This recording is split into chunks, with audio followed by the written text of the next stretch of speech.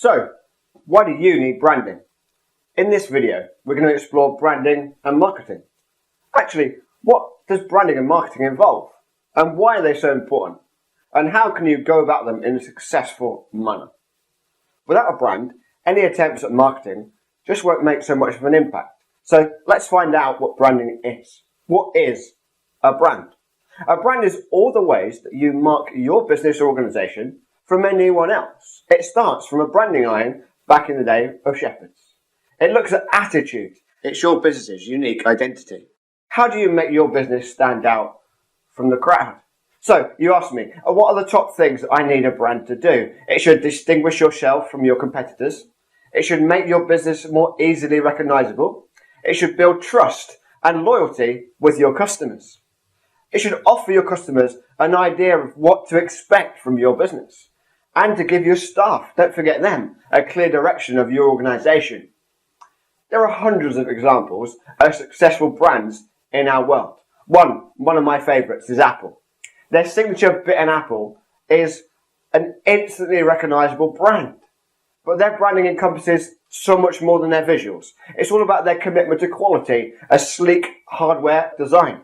Their brand is so good that people used to camp out overnight for their product launches. As a result, their brand means more to their customers than just their product, computers. That's what you should aim for when you're building your brand. So, what does branding involve? Now, let's explore all the different elements of your branding that will help you achieve that goal that we've just mentioned. Your brand values, for example, are the principles that guide you how to run your business. They inform everything that you do internally and externally, which would be part of your brand. From how you achieve your business objectives to how you speak with your customers. They're not always obvious, but as your customers begin to interact with your business from those different touch points of your brand, they will resonate more and more and shine through every single time. Your name, to start off with, is incredibly important. There are many different approaches that you can take to come up with the right name. We've got so many names that we recognise, don't we, when we think about brands. Some companies use names that simply describe what they do. What do you think? Maybe British Airways.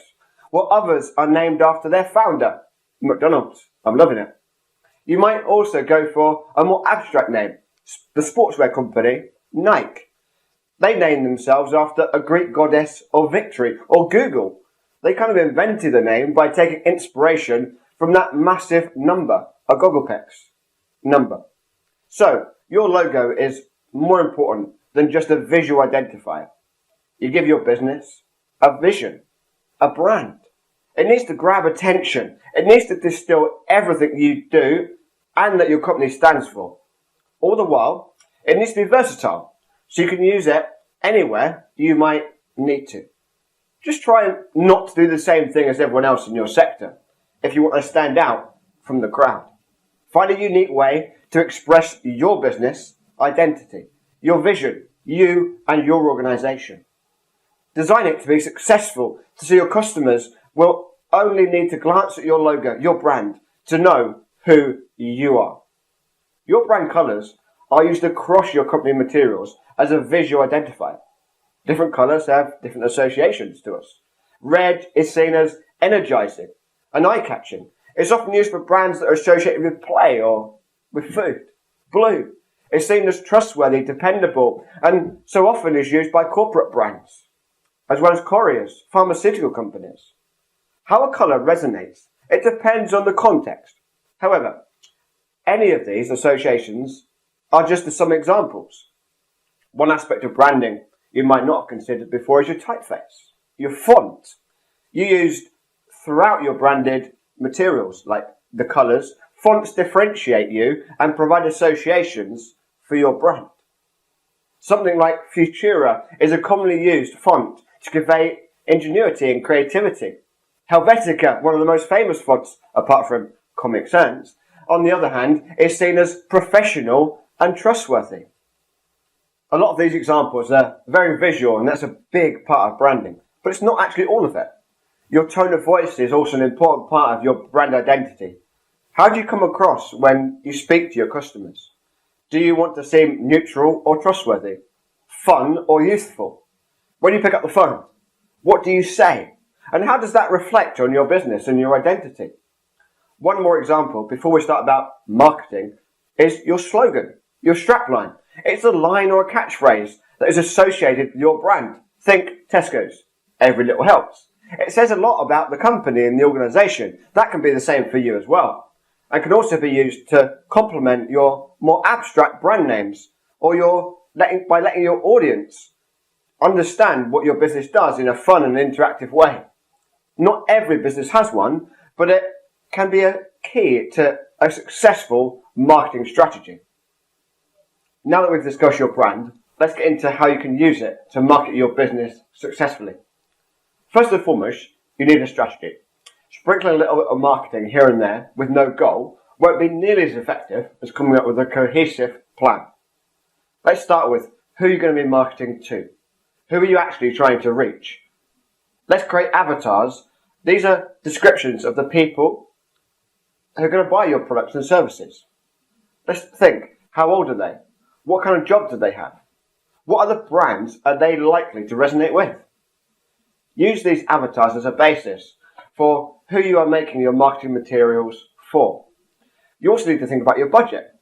Take it seriously and find the best ways to use it effectively. It's not worth spending loads of money in one place if it's not going to reach the people your business is for. That will result in a poor return on investment. With that said, let's explore some methods you can use to market yourself and your organisation. While we live in an increasingly digitalised world, we'll begin with more traditional methods. Don't underestimate the effectiveness. There's still powerful ways of getting your word out there in all these touch points.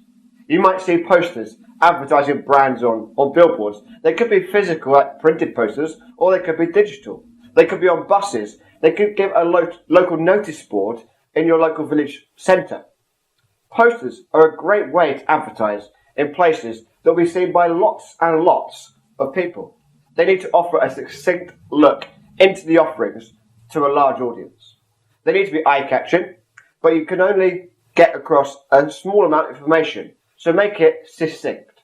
Since people might only have a chance just to glance at them as they're travelling or moving along. Let's think about leaflets. They offer a different opportunity to get into more depth. Unlike posters, a reader can take a leaflet away with them and read it further. This gives more room for images, text, to describe what your business actually does, what it can offer your audience, your customers, your avatars. A leaflet needs to look appealing, but also be easy to read, to be legible, so anyone can get the information that they need from it. Have you thought of word of mouth? It's a very effective form of marketing. Find a way to incentivize your customers to talk about and recommend you to others. People trust their friends and family more than a poster or a leaflet. So a sincere testimonial from one of your customers will go so far. If you're a business that advertises to other businesses, then a business card is key. We've had digital business cards for a little while now, but it could be a traditional business card as well. It's a great way to keep all your contact details in one place. You might also consider branding everyday items such as pens, notebooks, and those types of giveaways, handouts, merchandise, so that whenever a customer reaches to use one of these items, who will they think of? They'll think of you. Before we move into digital marketing, let's reiterate the importance of strategy. The best marketing strategies aren't just one thing or another, but by using multiple touch points together to reach the right audience in the correct way. Think about how you reach these particular marketing audiences. They can be used combined to strengthen that clear marketing strategy. A website is often the core, the focus of your digital footprint for your organisation, and maybe the most traffic that you drive towards your business should end up there. Your website needs to be intuitive to use so that any visitors are able to find the information that they want quickly and easily before they get discouraged to leave and go elsewhere. Your brand will of course guide much of how it looks, from colour, tone of voice, but it's an integral part of your customer's journey. Part of your marketing on your website is SEO, or search engine optimization. Search engines, like Google, look for certain keywords and structures when they bring up results for a user.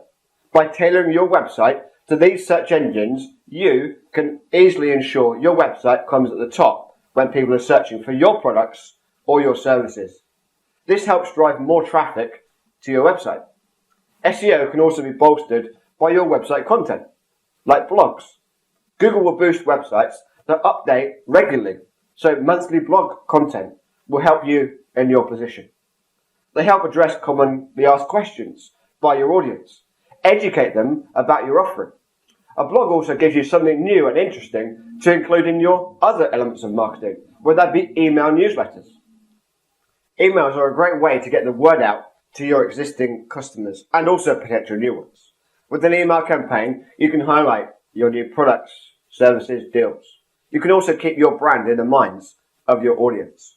You can also target people who you think might be interested in your business to grow your brand further. One of those best ways to reach people online is also through social media. There are two ways to approach this, through organic content and through paid-for ads. By posting regular social media content that is engaging, you can grow your presence on these platforms, helping you reach more people and more customers. However, you can also pay platforms like Facebook and LinkedIn to promote your posts, which can take your audience to a new level. They can result in higher ROI if they're done right. How successful either of these strategies are can heavily depend on the nature of your business. That concludes our introduction to brand and marketing. We hope this video has helped you to better understand what these two things mean.